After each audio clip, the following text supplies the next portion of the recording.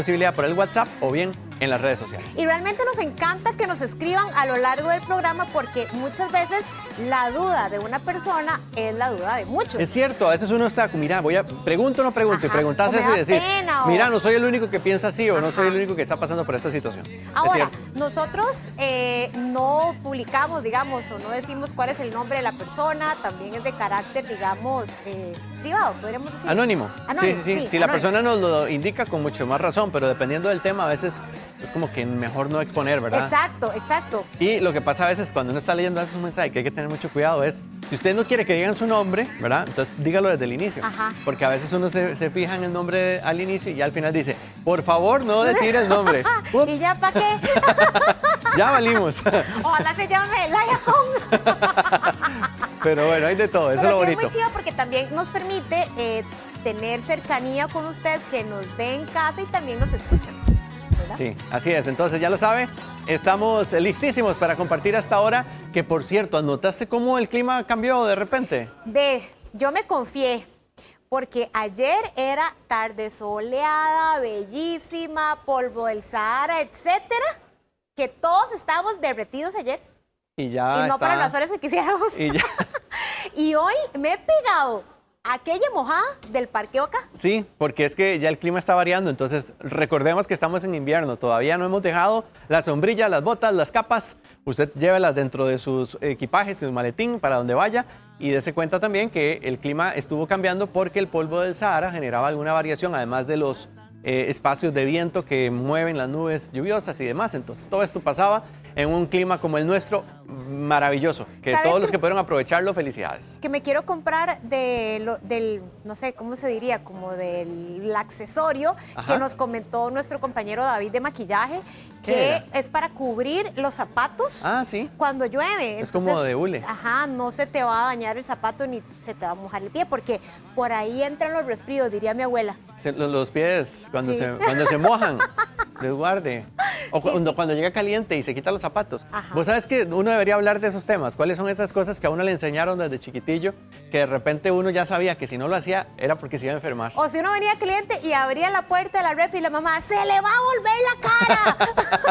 Algunos, ¿cómo se verá una cara algunos eran muy torteros y les decía, le voy a volver la cara por malcriado, ¿verdad? Pero no, ese es otro tipo. O bañarse después de planchar ropa, o incluso bañarse después de comer, también. Meterse en una piscina después de comer. Que esa... ¿También? Sí. Tiene su sentido. También no se quite los zapatos y ande descalzo. Exacto. Eso es algo que mi mamá a nosotros nunca nos dejó. O sea, nosotros no podíamos andar descalzos en la casa. Siempre era ¡zapatos! Nunca andábamos descalzos. Y vos sabes que ahora hay una tendencia, bueno, no sé si llamarle de tendencia, pero hay una posición en la que dice que si usted más bien deja a los niños andar descalzos, les permite tener ese contacto con no solamente el relieve o la naturaleza, sino también que le genera ciertos anticuerpos para defenderse. Eso es cierto, porque ahora todo es como muy lo intuitivo y todo, y la naturaleza, y déjelos explorar y déjelos ser, ¿verdad? Incluso ahora he notado que más papás dejan que sus hijos interactúen con las mascotas desde bebés, desde muy bebés. Antes eso no se veía, ¿verdad? Dios guarde, y que lo chuparan o algo. Exacto. Eso es un tema. Bueno, ¿usted cuál tuvo? ¿Cuál recuerda desde chiquitillo? ¿Qué le dijeron? Que nos lo cuenten, que lo confiesen, que nos lo digan si alguno funcionó o no. Qué cosas, ¿verdad? Cómo lo marcaban a uno cuando estaba chiquitillo, que no le decían a uno, ¿verdad? Y uno siempre era como el susto. Por supuesto. Sí. Yo creo que también somos de una generación, siento yo, que muy obediente. Entonces tal vez ni siquiera era como que cuestionáramos. De otra, amiga. Exacto, si no venía el chancletazo, ¿verdad? La chancleta voladora. Pero tal vez no cuestionábamos tanto si hacerlo, no hacerlo, si estaba bien o no, simplemente era la indicación, se seguía y listo. Sí, pero bueno, hoy ha cambiado un poquito porque ya hay más espacio al diálogo, que creo que es positivo de alguna manera. Los extremos siempre van a ser malos, pero qué bueno que podamos tener espacios de diálogo con nuestros familiares, seres queridos, y en este caso a los chicos que están en un proceso de formación. Escucharlos no está de más, pero sí, como decías, antes ni siquiera nos daban oportunidad de decir qué pensábamos de lo que estaba pasando, ¿verdad? Exactamente. Hágalo y punto. Y bueno, ahora que estamos hablando de este tema, ¿qué pensás vos? ¿Qué? ¿Así como de la filosofía o qué? De la vida, amiga. Del giro de vida. Los accidentes cardiovasculares o infartos, como los conocemos, hoy también están incluyendo a la población joven. Antes se destinaba esto a cierta población que al tener ciertos hábitos o cierta alimentación o bien por la edad ya podría ser un factor de riesgo. Pero hoy vamos a analizar por qué los jóvenes también están dentro de estos posibles afectados con un tema cardiovascular. Y con nosotros está el doctor quien nos va a acompañar, ¿cierto, Lai? El doctor David Villegas. Mucho gusto. Encantada de tenerlo nuevamente acá. Gracias. Muchas gracias a ustedes por la invitación. Qué tema Gracias, más doctor. bonito, doctor. Y creo que es muy interesante porque muchas veces simplemente como que escuchamos, ¿verdad? Que gente por debajo de los 40 empezamos a ver que tienen afecciones cardíacas y todo. Y eso se espera usualmente cuando la persona tiene un poco más de edad. ¿A qué se puede deber esto? Hoy en día hemos tenido un cambio en lo que es la epidemiología de la enfermedad cardiovascular. Y lo que ustedes mencionan es algo que nosotros vemos constantemente. Cada día vemos personas más jóvenes teniendo complicaciones del corazón. Y esto va a estar asociado a una serie de factores. Sin duda alguna, lo que va a hacer la modificación en el estilo de vida, teniendo un estilo de vida que es cada vez menos sano, menos actividad física, el tipo de alimentación que no es el adecuado. Definitivamente el manejo del estrés es una situación que nos ha generado una gran cantidad de enfermedades en pacientes principalmente jóvenes. Toda esta situación de la pandemia, que tuvimos un enclaustramiento muy importante de toda esta población, generó una gran cantidad de tensión y de estrés a nivel psicológico y a nivel social, y definitivamente factores de riesgo que anteriormente no teníamos. El arma más perfecta que el ser humano ha inventado para acabar con la vida de otra persona es el cigarrillo. Bueno, creíamos que no habíamos inventado nada mejor, ahora tenemos algo mejor para eso, como es el vapeo. Definitivamente el vapeo ha venido a sustituir al cigarrillo como uno de los instrumentos que traducen un mayor riesgo de enfermedad cardiovascular. ¿Y quién es la población que está vapeando? ¿Cuál es el objetivo de las grandes compañías? Los jóvenes principalmente. Doctor, una pregunta. Cuando hablamos de jóvenes que se están viendo afectados por este tema de salud cardiovascular, ¿de qué rango de edad más o menos incluye? En términos generales, para hablar de una persona joven, tanto de las asociaciones mundiales como a nivel nacional, hablamos personas de menos de 40 años. Ese es como el rango de edad a partir de la cual nosotros decimos que es un paciente adulto joven.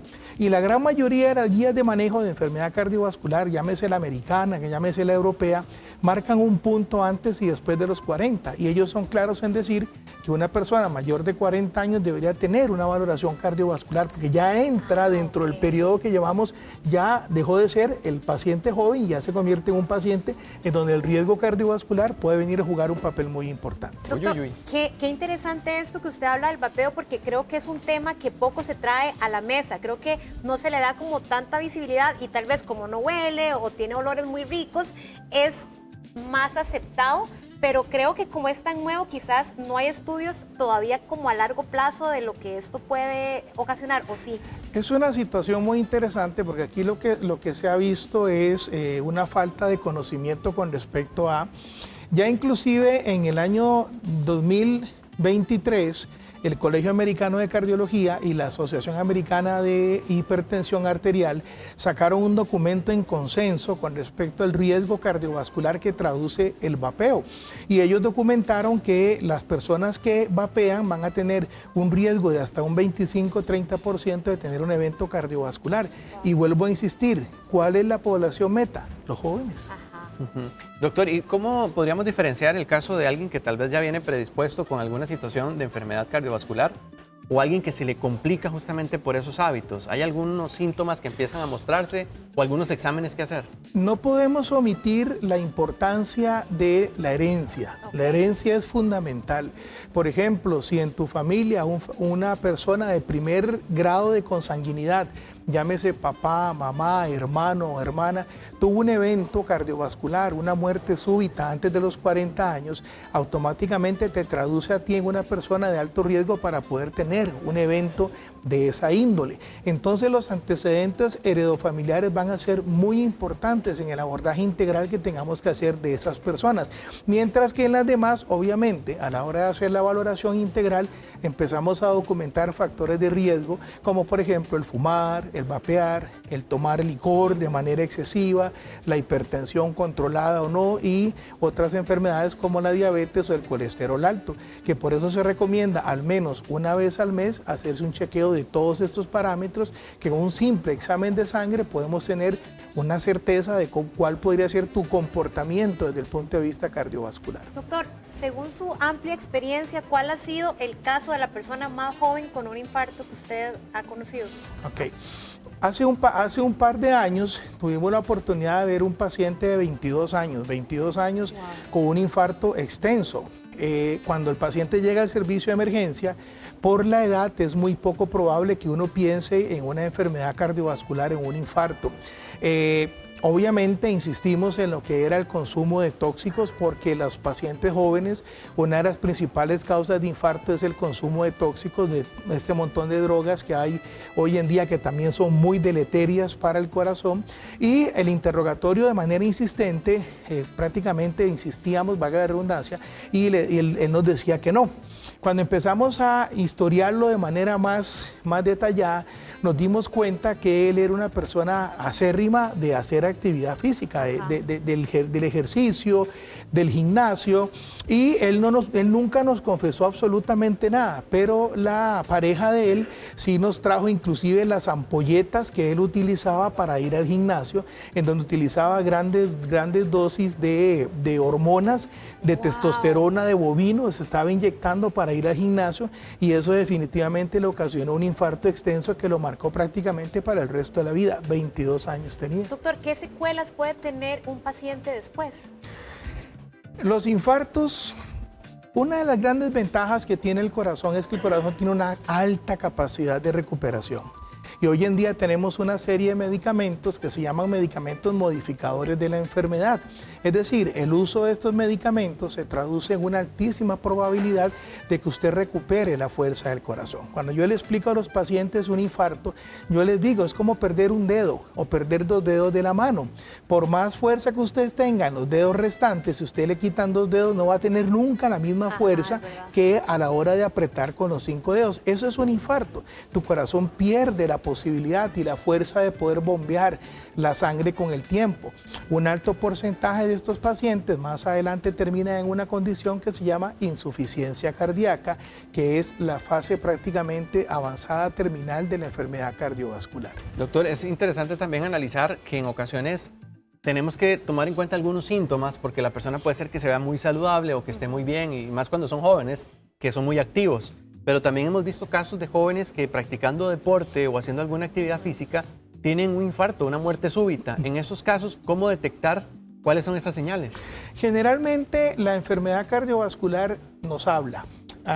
En un estudio que se publicó recientemente nos indicaban que el 47% de los infartos el paciente tenía manifestaciones previas. ¿Cuáles manifestaciones? Sin duda alguna el pilar del infarto es el dolor torácico. El dolor en el pecho, el dolor en la región central de lo que va a ser el tórax, es un dolor que oprime, intenso, de una magnitud muy importante. Generalmente se acompaña de falta de aire, de ahogo, dificultad para respirar, sudoración fría, mareos, náuseas. Y esta publicación nos decía de manera muy importante cuando ese dolor se va no solamente hacia el hombro izquierdo, sino también hacia el hombro derecho. Es decir, lo que decimos nosotros, la irradiación hacia ambos hombros es uno de los síntomas que más antecedió al infarto. Y como te digo, el 47% de las personas tenían esos síntomas previamente, que van desde el dolor torácico a otros síntomas menos asociados, como la falta de aire, las palpitaciones que el paciente manifiesta, el ahogo, el cansancio y los episodios de alteración del estado de conciencia que se llaman síncope. Doctor, esta irradiación es lo que puede hacer la diferencia entre los pacientes que presentan ansiedad, porque se comparten algunos síntomas. Cuando yo hablo con los compañeros en el hospital y con los residentes, los médicos en formación, siempre les digo de que hay que tener mucho cuidado con el diagnóstico de ansiedad. Hay que tener mucho cuidado con encajonar al paciente dentro de una crisis de ansiedad. Muchas veces realizamos comentarios que no son adecuados. Ahí viene fulanito de tal, el ansioso, ahí viene fulanita de tal, la ansiosa. Y tenemos que tener mucho cuidado porque una crisis de pánico, las manifestaciones que el paciente tiene, el dolor, la apretazón en el pecho, el ahogo, la falta de aire, la sudoración, el mareo, es muy difícil de distinguir de un infarto. Entonces tenemos que ser muy cuidadosos a la hora de abordar a estos pacientes y nunca perder la perspectiva de que estamos ante un paciente que si lo que tiene es una crisis de ansiedad, igual es una situación patológica que tenemos que darle tratamiento. Yo pensaba también en un tema de la forma en la que uno aborda una situación como esta, porque quizás en el momento de sentir estas cosas, pues entra también uno en crisis, ¿verdad? Y en el caso de los jóvenes, que a veces más bien, no es nada, ¿verdad? ¿Qué recomendarías en el momento de que algunas de estas señales o estas sensaciones, si lo puedo llamar así, se empiezan a manifestar? ¿Qué es lo que debe hacer la persona? Ok, es fundamental, idealmente, si empezamos a tener este tipo de molestias que no logramos determinar cuál es la causa, lo ideal siempre es buscar una valoración integral, que nos valoren de manera integral, ya sea en la atención primaria, en la caja del Seguro Social o por cualquier medio, donde le hagan una historia clínica determinada, un examen físico completo, un electrocardiograma, porque es un tema que también viene mucho en este momento, es la cantidad de personas que practican actividad física en este país y no tienen ni la menor idea cómo están su capacidad cardiovascular.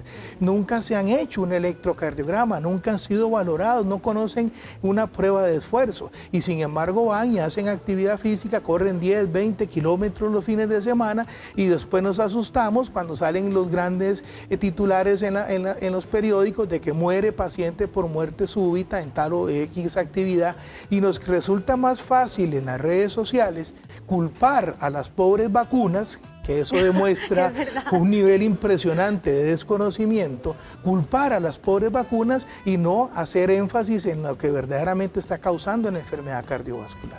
Ahora, doctor, está la parte que compartió Dani, los jóvenes que no le dan pelota y que no es nada, pero está otra parte de la población que es joven que tiende a ser más hipocondriaca, que todo llega y lo revisa. Es que en TikTok decía que yo vi, es que en ChatGPT decía que si tal vez la persona es joven y opta por hacerse un electrocardiograma, si ese electrocardiograma sale dentro de los parámetros o rangos normales, ya la persona puede quedarse tranquila o tendría que optar por otros exámenes.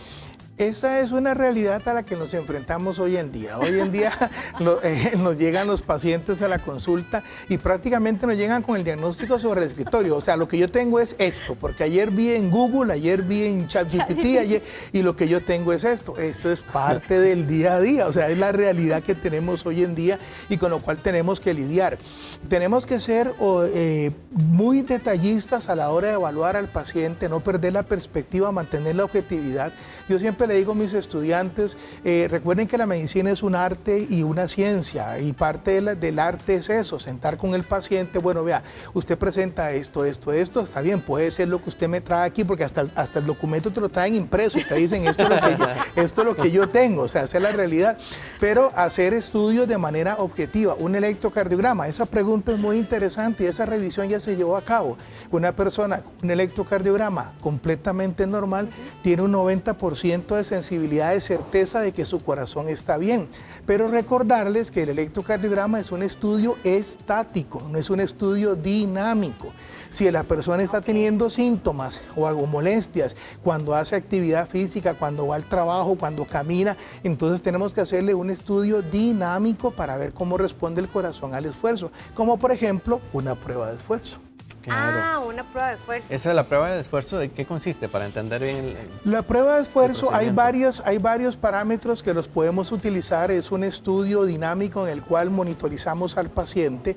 Lo podemos hacer en una banda, como las bandas que utilizan para caminar en los gimnasios. También puede ser en una bicicleta ergométrica o inclusive en diferentes tipos de dispositivos que nos ayudan a ver cómo responde el corazón al esfuerzo físico. Conforme vaya aumentando el nivel de esfuerzo del paciente, lo estamos monitorizando, le estamos tomando la presión arterial y vemos cómo responde ese corazón y si se producen cambios, no solamente desde el punto de vista de la sintomatología del paciente, que te vaya a decir, doctor, me está doliendo el pecho, me falta el aire, me siento mal, estoy viendo mal, estoy viendo borroso, sino lo que estamos viendo también nosotros de manera constante en el electrocardiograma continuo que estamos haciendo en ese momento.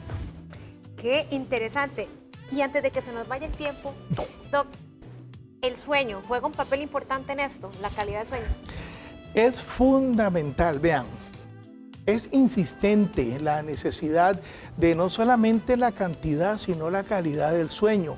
Hace un par de años salió una revisión muy interesante en un journal que se llama New England, que es una de las que decimos nosotros las Biblias de la medicina, en donde sale un estudio muy interesante que dice que las mujeres que duermen menos de 8 horas al día van a tener un incremento de hasta un 15 a 20% Wow. de tener un evento cerebrovascular, lo que conocemos popularmente como derrame cerebral.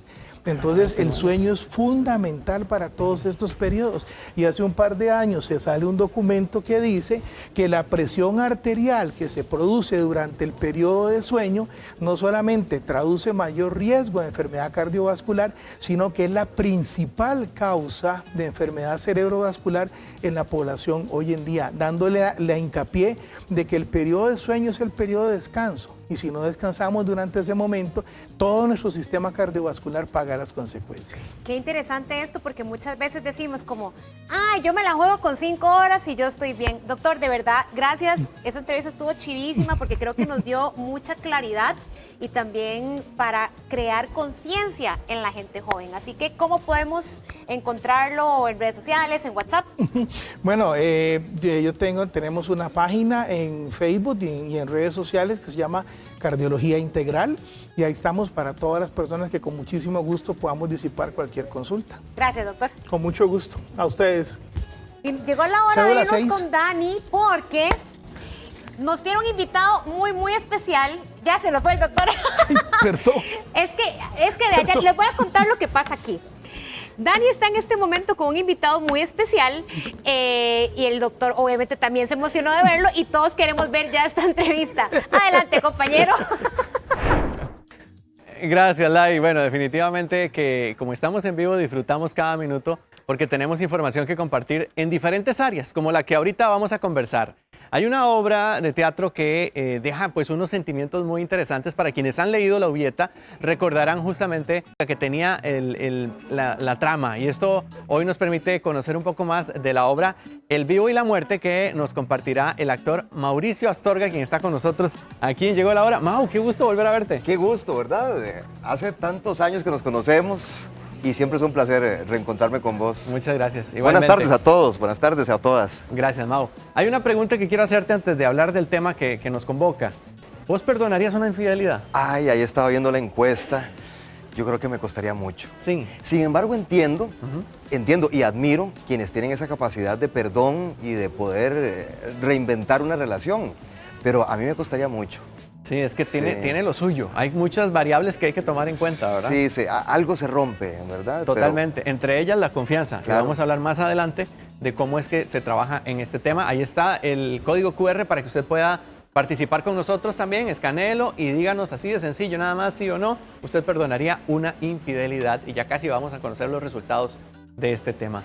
Mau, la obra, ¿en qué consiste? ¿Por qué quisiste entrarle a este tema? Bueno, estamos muy emocionados porque esta fue una invitación que me hizo la Compañía Nacional de Teatro para que dirigiera El Vivo y la Muerte, que está basada en la historia de nuestra querida Ubieta, la Ubieta que todos los ticos conocemos, el cuento de Carmen Lira, pero aderezada por otra serie de cuentos latinoamericanos. ¿De verdad? Entonces es una historia enriquecida, con música en vivo, con mucho humor para toda la familia, porque eso es lo que queremos, que toda la familia vaya al Teatro de la Aduana a divertirse, desde la persona más grande a la más chiquita, que pueda ir a divertirse viendo teatro. Es una obra llena de colorido, con unos vestuarios espectaculares, maquillajes, efectos especiales. Hemos hecho un espectáculo con mucho cariño, con mucho amor. Gracias, Lai. Bueno, estábamos con la pregunta para que usted participe. ¿Usted perdonaría una infidelidad, sí o no? Y ahí estamos viendo las opciones y queremos dar los resultados para que la gente también pueda saber cómo estuvo en este caso. Tenemos que quienes perdonarían una infidelidad es un 20% y los que no la perdonarían un 80%. Esto es un tema muy interesante porque cuando hablamos de infidelidad estamos mostrando casi que un torbellino de emociones donde el caos, la tristeza, el dolor y en algunas ocasiones hasta la culpa empieza a mostrarse porque hay una ruptura de la confianza. Pero ¿qué hacemos para recuperar la confianza? En algunos casos se toma la decisión de perdonar, como este 20% que veíamos acá, o bien se dicen cada uno por su lado, pero hay una confianza importante que trabajar y empieza en uno mismo, en ese valor que cada uno se da luego de una situación en donde se ha golpeado el autoestima. Para tratar este tema tenemos con nosotros a la psicóloga que es experta en terapia de pareja, Gisela Schmidt, quien nos dará una guía de cómo logramos empezar a trabajar para que esa confianza se reconstruya nuevamente en nosotros. ¿Cómo me le va? Muy bien, muchísimas gracias por la invitación, Dani. Encantadísima y feliz de estar aquí con ustedes. Bueno, este tema de la infidelidad resuena mucho. Sí. En ocasiones lo vemos de lejos, pero qué triste es cuando alguien lo vive en primera persona. Sí, ahorita que veía los resultados de la encuesta me ponía a pensar que hay un montón de factores y la edad es un tema muy importante. Cuando estamos más jovencitos somos más tajantes. Cuando hay más intereses de por medio, llámese un matrimonio de larga data, hijos, temas económicos, pues entonces es un poco más difícil decir hasta aquí llegamos, ¿verdad? Y yo creo que siempre se puede perdonar una infidelidad siempre y cuando tengamos las herramientas necesarias para hacerlo. Ahora que usted menciona de las herramientas, pues no solamente hiere la relación, sino que también afecta esa relación con uno mismo, con la forma en la que uno ve hasta el amor. Definitivamente. En estos casos, ¿qué pasa cuando nosotros empezamos a sentir culpa? Porque llega el momento en donde tal vez la culpa te hace pensar que deberías seguir con esa persona o la culpa te hace pensar que por culpa de nosotros es que no está esa persona. Sí, se da más el segundo caso, digamos, cuando la persona sufre la infidelidad, que algo que yo hice mal, algo malo en mí, hizo que esta otra persona tuviera la infidelidad. Y en el caso de la persona que comete la infidelidad, viene la culpa porque le fallé a mi pareja. Pero algo bien importante, Dani, en estos días es que aunque en el pasado dábamos por sentado que si teníamos una relación formal, se daba por sentado el tema de la exclusividad, hoy es un tema que se tiene que hablar, sobre todo entre los jóvenes, porque los jóvenes ya no son tan formales como eran las personas tal vez de mi edad. ¿Y qué sucede? Que somos andantes, yo salgo con esta persona, no hay un compromiso formal. Y entonces viene cualquiera de los dos, se involucra con otro, pero el efecto es el mismo. Pierdo la confianza. Pierdo la confianza en la persona, ya no me puedo abrir tanto emocionalmente con esa persona y empiezo a dudar de mí misma. Es que cuando uno quiere estar con alguien hay acuerdos. Exacto. Y cuando ese acuerdo se rompe, Ujú. definitivamente ya la persona dice, no quiero estar con él o con ella. Exacto. Pero como decías ahora, y creo que sirve como para también retomar para quienes estén escuchando o estén viendo el programa, el asunto de qué pierdo en el tiempo, qué tanto voy a perder de esa decisión. Porque algunas personas dicen, voy a seguir con esta persona porque es mi estabilidad, ya sea económica, emocional, de alguna forma. O bien voy a seguir con esta persona por mis hijos, Sí. o el que dirán. Sí, todas suman, definitivamente todas estas suman. Sin embargo, si yo decido seguir con esta persona, tienen que haber conversaciones muy claras, muy directas y sobre todo transparencia, ¿verdad? Porque la persona que tiene que perdonar la infidelidad tiene que saber hasta dónde va a perdonar. Sin morbo, por supuesto, pero sí saber hasta dónde llegó esta otra relación. ¿Te involucraste emocionalmente o hubo un tema solamente sexual o era un tema nada más de afectivo? ¿Qué clase de relación tenías con esta otra persona? ¿Alguien podría decir que perdona, pero igual no está confiando? Sí, si no lo ha trabajado. O sea, requerimos un trabajo que yo casi siempre les diría, en tema de infidelidad necesitan sí o sí la ayuda psicoterapéutica. ¿En qué casos realmente se puede reconstruir la confianza? Porque usted decía, dependiendo del tipo de infidelidad, pero en ocasiones esa infidelidad no solamente está mostrando que hubo fracturas en la relación, sino que también ahora hay que trabajar las fracturas y trabajar en esa confianza que hay que recuperar. Definitivamente, o sea, no depende tanto del tipo de infidelidad. el tipo de infidelidad es importante para que la persona que sufre la infidelidad sepa hasta dónde tendría que perdonar si está dispuesta a perdonar. Ahora, ¿que se puede restaurar en cualquier tipo de infidelidad? Sí. ¿Cuál es el requisito? Que los dos quieran trabajar. Que la persona que comete la infidelidad esté dispuesto a ese compromiso emocional. ¿Qué significa esto? Hablar con la verdad. Cada vez que mi pareja necesite preguntarme hasta una fecha límite, por supuesto, que se establece. En la relación hay una situación en donde se descubre a partir de la mentira. ¿Cómo voy a creer en esa persona que está arrepentida si fue una mentira lo que salió a relucir y que obviamente no le vamos a creer de primera entrada? En la infidelidad está plagado de mentiras. Por eso es que es tan importante la transparencia. No puedo llegar, si yo fui la que comete la infidelidad, llegar a decirte, no, es que usted tiene que confiar en mí, Dani. O sea, ve a ver qué hace, pero confía en mí, es tu trabajo. No, no es tu trabajo.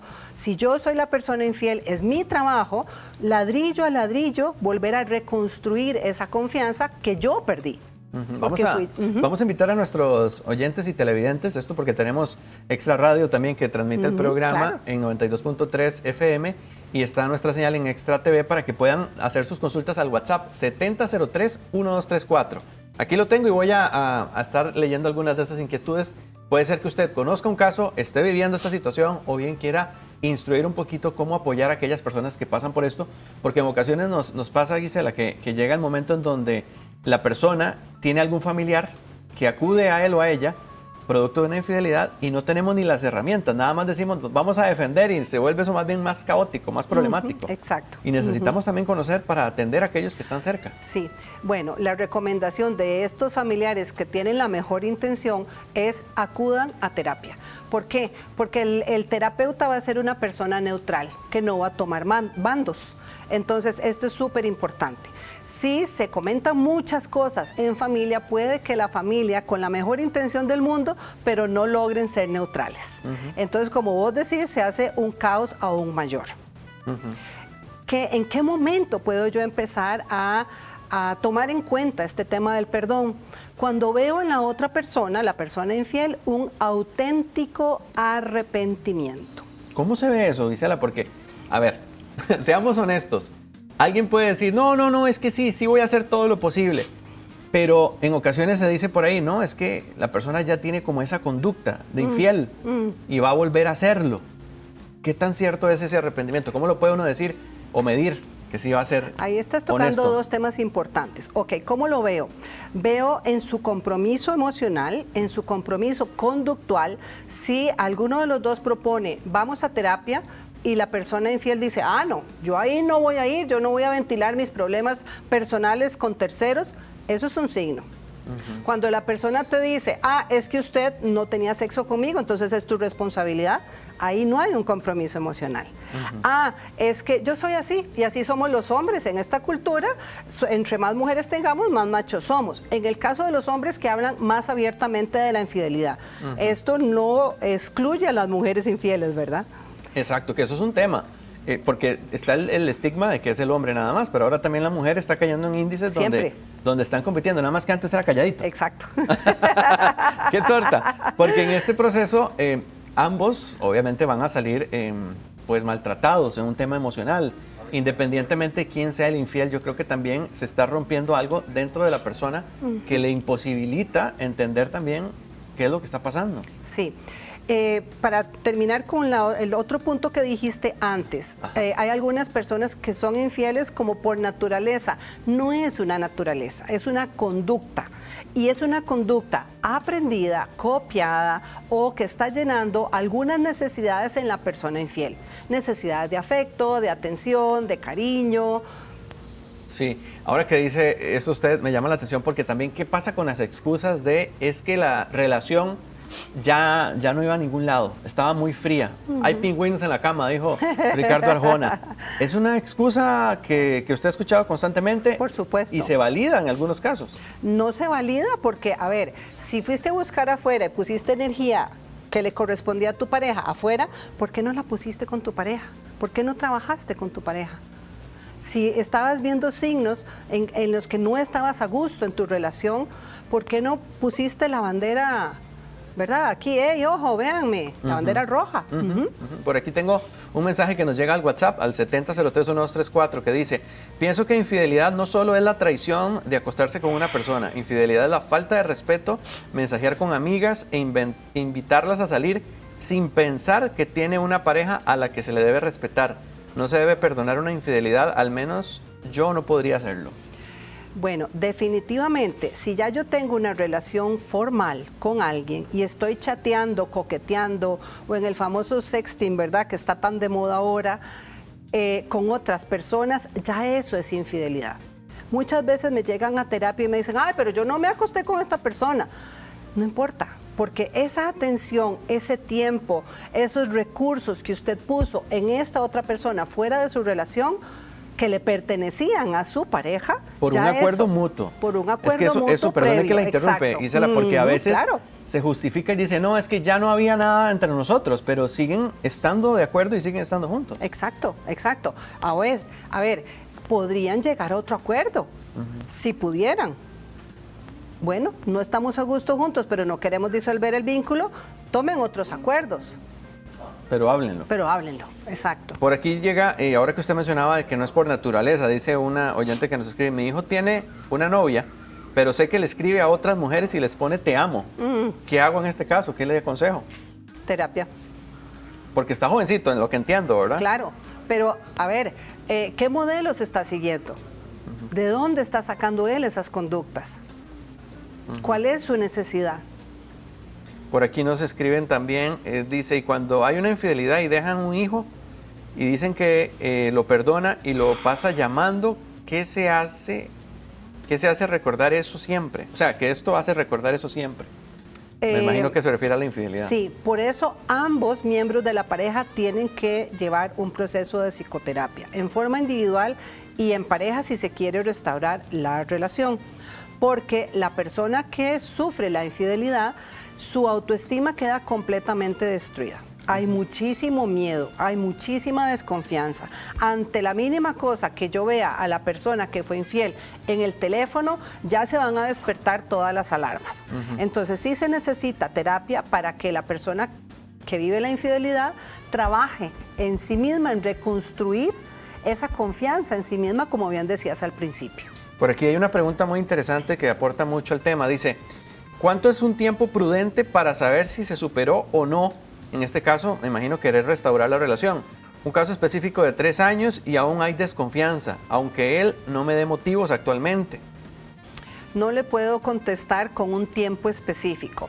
Usted va a saber que ya se superó cuando ya siente paz, cuando ya no está con esa aprensión y esos famosos celos que mucha gente critica, pero son producto de algo que sucedió antes, ¿verdad? Es la inseguridad, los celos son inseguridad. Ahora que usted toca esto, también me llama la atención cuando a veces se le pone el título de tóxica o tóxico a alguien porque está en este proceso. Yo creo que el error sería quedarse ahí pegado.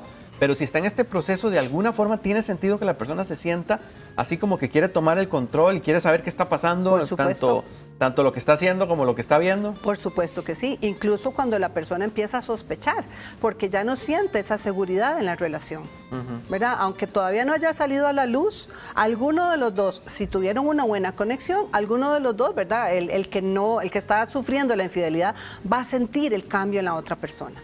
Por acá nos dice, yo terminé una relación de 4 años casualmente por eso. Él dice que no va a dejar a sus amigas, no pude seguir más con él a pesar de que lo amaba. Ante todo mi dignidad. Claro, ahí estamos hablando del compromiso, justamente lo que me estabas preguntando, ¿cómo sabíamos si podíamos perdonar o no? Si la persona no está dispuesta a hacer modificaciones en sus conductas, eso es una conducta, entonces no hay nada que hacer. A ver, ¿qué pasa con las preguntas de la infidelidad? Quiero saber dónde fue, por qué fue, detalles. Claro. ¿Eso también es válido? Detalles que me sirvan para que yo decida si puedo perdonar o no. Sin morbo. Solo con esta intención de saber hasta dónde tengo que perdonarte. Okay. Si decido perdonarte, porque también es una decisión. ¿Verdad? Correcto. Me llama la atención el tema dentro de la perspectiva individual, porque muchas veces también al querer restaurar como que pasamos la página muy rápido. Ajá. y hay que trabajar los temas personales. ¿Qué recomendarías ahí? Sí, no se puede pasar la página rápidamente. Esto es una herida a corazón abierto, emocionalmente hablando, pero para que nos demos cuenta de las dimensiones que tiene una infidelidad, es como que tuvieran una cirugía a corazón abierto. Y una cirugía a corazón abierto tarda más de 1 año en restaurarse. Y aún así, se tocan por ahí, se siente tiernito, ¿verdad? Entonces, tienen que darse su tiempo para poder decir sí, ahora sí ya te perdoné. Y el acompañamiento que mencionábamos ahora es súper importante. Sí. Con nosotros la psicóloga Gisela Schmidt, especialista en terapia de pareja. ¿Dónde la pueden contactar? En Tribu Espacio de Salud Mental, que estamos en Tibás, aquí mismo también, en el 8816-9898. Repitámoslo para la gente de radio que también quiere tomar nota. 8816-9898. Perfecto. Gisela, muchísimas gracias. Gracias a vos, Dani. Un tema muy sensible que también es importante considerar. ¿Hay redes sociales también para quienes quieran buscarte? Sí, me pueden buscar como doctora Gisela Schmidt o en Tribu Espacio de Salud Mental. Perfecto.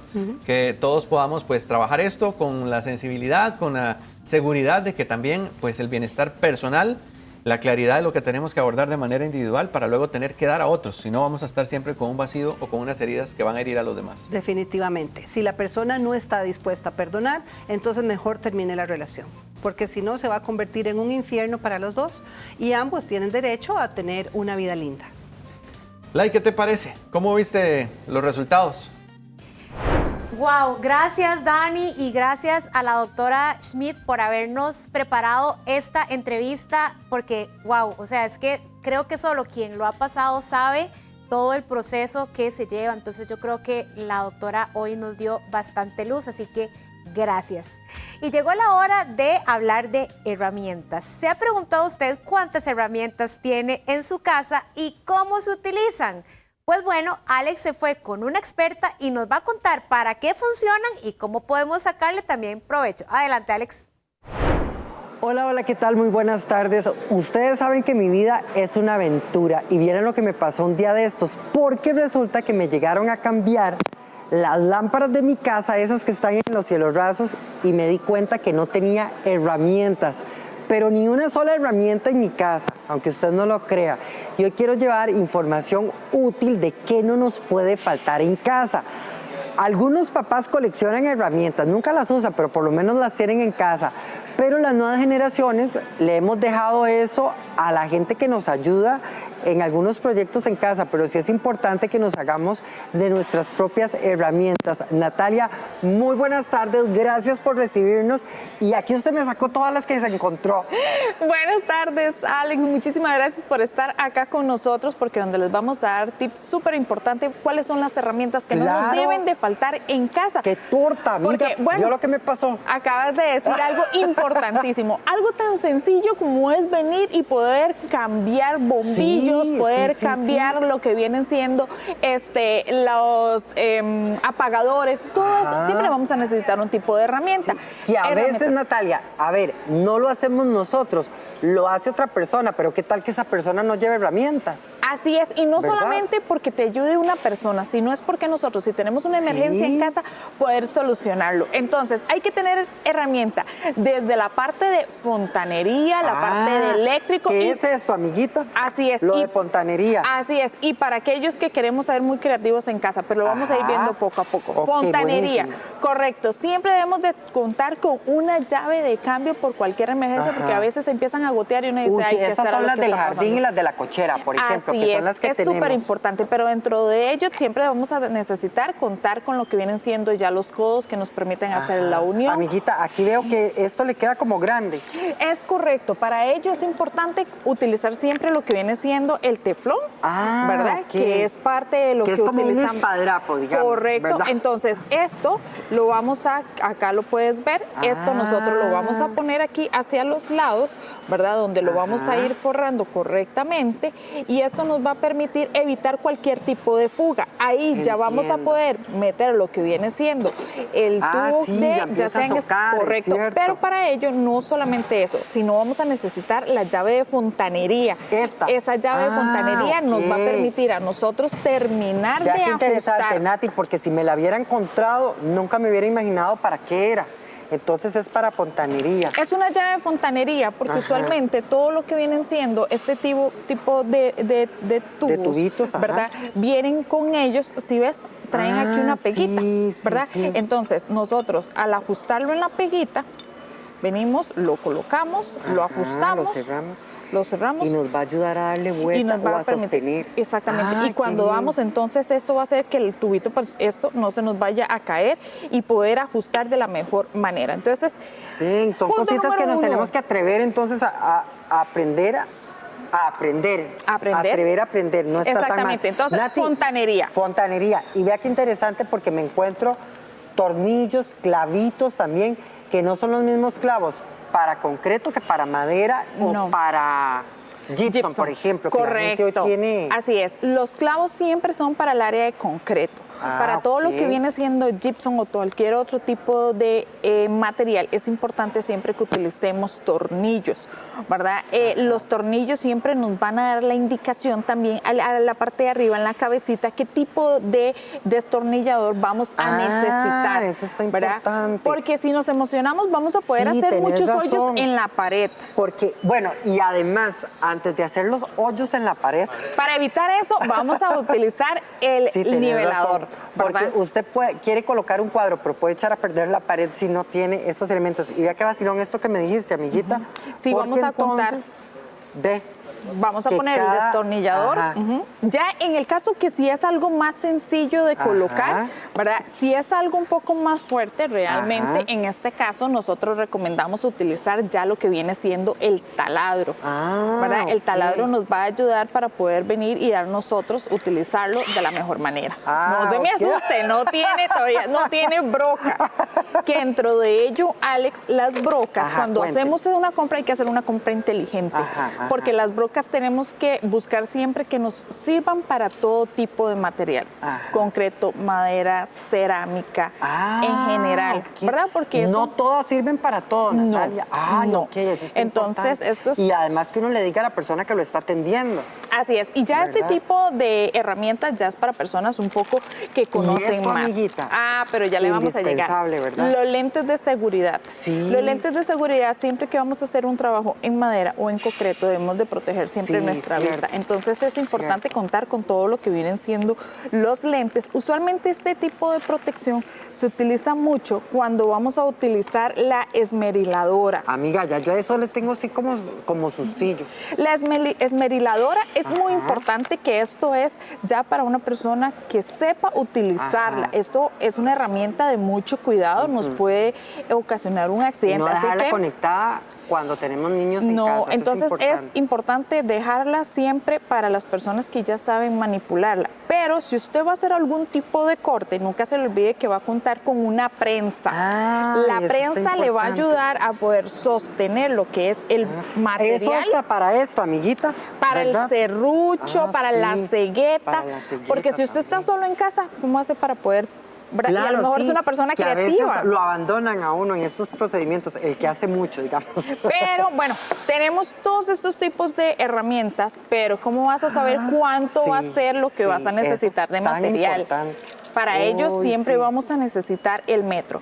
Bueno, yo no sé si te pasa que a veces ponemos el metro y se nos pasa Ajá, esto. Ok, cuénteme. juguemos con la parte de la seguridad del metro. Ah, Entonces, ok. aquí ya le ponemos la seguridad y Me va a ser más encanta. fácil poder indicar cuánto es lo que vamos a necesitar, ya sean Ay, me centímetros, en encanta. pulgadas, ¿verdad? Ok. Dentro de ello. Además de eso, es súper importante también tener en casa los ¿Qué más? guantes Sí, para es evitar cierto, cualquier es tipo cierto. ya directamente en nuestras Y que manos. sean guantes, además vean qué interesante, porque estos tienen mucha protección, pero además son flexibles. No le va a quedar a usted la mano como que no la va a poder mover.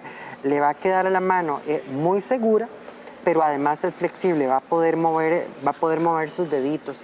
Que Sí, eso también es la importante. llave francesa. La llave francesa. ¿Verdad? Para cuénteme. aquello cuando tenemos Esta que es. terminar, correcto, tenemos que terminar de ajustar algún tipo de tuerca. Ah. Entonces con ella podemos jugar, ya sea en este caso que lo podemos nivelar, Ajá. ¿verdad? Y ajustar para el tipo de tuerca que Ah, tenemos. ok. O cuando ya somos muy profesionales y ya somos muy gatos Ajá. en este tipo, ya vamos a poder venir y decir, bueno, necesito una... Número tal. Una tal, exactamente, Ajá. aquí la Tenés podemos razón, ver y es cierto. muchísimo más fácil de utilizar, ¿verdad? Esos son tipos de herramientas Amiguita, y vea qué indispensables. interesante porque estoy viendo los alicates. Los alicates, Sí, que los es alicates son ideales para todos aquellos que están en casa que hacen mucho trabajo a nivel eléctrico, Ajá, es ¿verdad? cierto. Para poder cortar. cables y todo eso, amiguita. Y aquí estoy viendo además, bueno, hablando de cortar cables. Correcto, ¿verdad? porque es que, y más ahorita en el invierno que a veces se nos va la luz o Sí, tenemos algún sí, accidente, sí, sí. tenemos para poder cortar el cable, inmediatamente poder Ajá. proteger el cable con todo lo que viene siendo, este es ¿cómo se llama? Tape, El tape. masking tape. Masking Sí, ¿verdad? sí. Ok. Para poder ponerlo, ¿verdad? Y poder evitar cualquier tipo de accidente Sí. en nuestras casas. Amiga, y otra cosa, ve qué interesante porque veo este otro alicate con esos dientitos diferentes, ¿verdad? No sé si los logran ver ahí y que además la herramienta es de un tamaño diferente. Sí, esto ¿verdad? los vas a ir buscando según la necesidad, Ajá, ¿verdad? Ya cierto. a ellos los vas a encontrar siempre con distintas medidas, que es importante, aquí siempre la vamos a qué encontrar, bueno, sí. ¿verdad? Aquí es donde podemos ver cuál es sí. el número del alicate, igual en su mayoría de todo lo que son las herramientas. ¿Ves? Ajá. Si lo ves igual en la parte de lo que vienen siendo los destornilladores. Ay, qué interesante. Para todos ¿ves? aquellos que a veces nos mandan y dicen, mire, por favor, necesito que me traiga un destornillador de 6.5 por 1000 mm. Ajá. Ok, no se preocupe, aquí lo vamos a poder encontrar igual de esta manera. Qué bueno, eso ¿verdad? es importante. Pero ¿ve? bueno, Alex, cuando Porque a usted... veces no leemos etiquetas. Eso es importantísimo. Bueno, usted aquí tiene Este todo me tipo. encantó. Ujú. Te comentaba ahora que los destornilladores, todos tienen un propósito, Ajá. ¿verdad? A veces son, por más chiquitos que decís, ese te encantó, Ajá. porque a veces es la superficie muchísimo más afuera, más fácil de Claro, poder más trabajar. fácil, sí. Pero a veces cuando es un tornillo que está muy a lo adentro, profundo, sí, nos ¿verdad? permite poder meter el alicate y poder jalar y poder hacer esos arreglos en casa. Pero usted puede tener todo eso, pero primero necesitamos también tener orden en nuestras Ay, herramientas. sí. Y con esto nos despedimos, porque vea qué lindo lo que nos sacó Natalia. Nos sacó estos, ¿cómo se guarda herramientas? ¿Cómo se Esas les son dice? cajas de herramientas, Cajas de organizadores de herramientas. Organizadores. Pero vean qué bonito, sus herramientas no tienen por qué andar dando vuelta por toda la casa ni por toda la bodega, sino que puede tener estos. Y hay desde los más sofisticados como estos hasta los más hermosos como estos, porque es que me recuerda a la lonchera del kinder. Vea qué lindo. Este está lindísimo. Vean, hasta para andar en el carro, se me ocurre. Vean qué bonitos. Pero también estos otros, vean qué lindos, porque aquí usted guarda, no sé, clavos, tornillos y todo eso. Y aquí puede guardar como las herramientas, vean. Por ejemplo, vean todo lo que le cabe. Pero también, vean qué bonito. ¿Ven?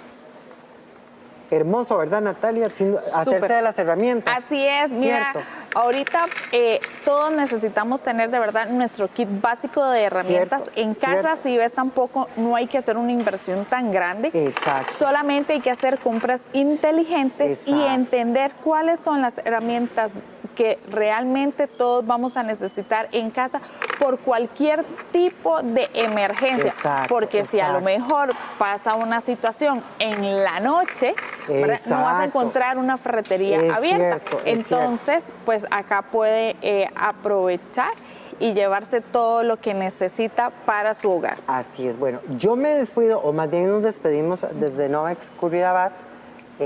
Usted puede darse la vueltita tanto en Curridabat como en Escazú, ahí los van a encontrar. Y además la gente que atiende aquí es hermosa. Muchísimas Ay, gracias no, por con habernos todo acompañado. gusto, de Alex. verdad, Más Nat. bien, gracias y espero que todos estos tips y herramientas básicas les funcione en casa. Va a ver que sí. ¡Chao!